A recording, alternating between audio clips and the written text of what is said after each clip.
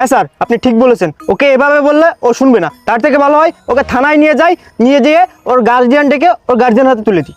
না না, আপনারা এরকম কাজ করবেন না প্লিজ, আপনারা এখান থেকে চলে যান। কেন কেন আমরা এখান থেকে চলে যাবো?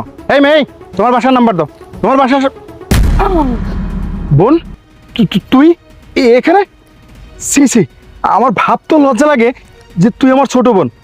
তুই একটু আগে একটা ছেলের সাথে, ছি, আমার বলতেও লজ্জা লাগছে।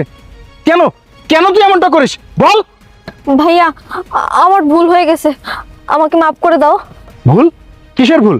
তুই যেটা করছিস সেটা অন্যায়। দেখো ভাইয়া, আমি কোনো ভুল কাজ করিনি। কি? তুই ভুল কাজ করিস?